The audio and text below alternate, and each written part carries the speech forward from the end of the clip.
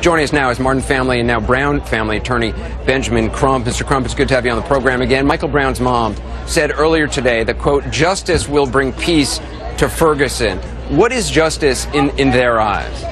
Well, Anderson, I think justice for them is justice as it would be for any other parent. And that is that the person who executed their child in broad daylight will be arrested and brought before a court of law to have to answer for the evidence and the witnesses against him, and that he's held accountable. And that's what they want. Make no mistake about it. These parents are not asking for people to be violent. They are not asking for people to be irresponsible. What they want is justice for their son, because he can't speak for himself anymore. They told me, we all he got. We got to fight for our child.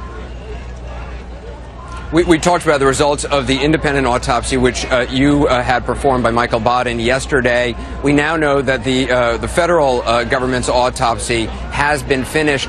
Do you know if you and the family will be given information from that autopsy, or will that be withheld from you until the entire federal investigation is over?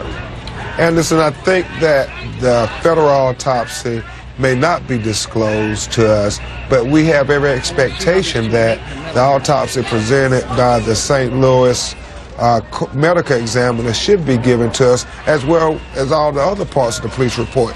Remember, this community is asking for answers, and they want transparency. I think earlier you reported that there was a killing by police, and they were very transparent. The police chief came and gave the report. By law, they have to do certain things in 48 hours after they shoot somebody. It's now almost 10 days, and we haven't got anything from the Ferguson Police Department. So let me just understand this. Has the Ferguson Police Department spoken to your clients at all, to Michael Brown's parents, explaining what happened in their opinion? Well, no, they haven't to his parents. And let me just set the record straight. These parents, like so many others, were out there that Saturday on Canfield Drive, where their child laid on the ground for over 4 hours. They were begging, asking for answers, asking for anything, and the police held them back very, very coldly. Then off any explanation, when they said they were the parents, it didn't matter to them. They got treated with such disdain that started even the mistrust there. And since that day to this, when they haven't talked to the parents, they did talk to a family member. As you know, there are some concerns by people here I've talked to throughout the day about the prosecutor, Robert McCulloch, that he might not be the right person for this job. Back in 2000, he chose not to bring charges against 2 officers in a police shooting that left 2 people dead.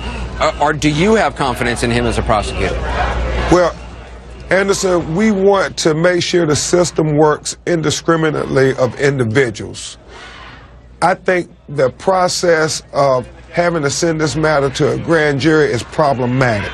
As you and I both discussed previously, Anderson, it's about transparency. This community has distrust for the local law enforcement officials. And so if you have a secret grand jury proceeding where nobody knows what the prosecutor presents, and based on, as you said, the track record and the history of some of his prior cases, and the grand jury come back and says, we find it justified, him executing this kid in broad daylight, I think that's going to be very problematic for this community to accept. And so as his family has asked for over and over again, they want the federal government to take over the entire process, Anderson.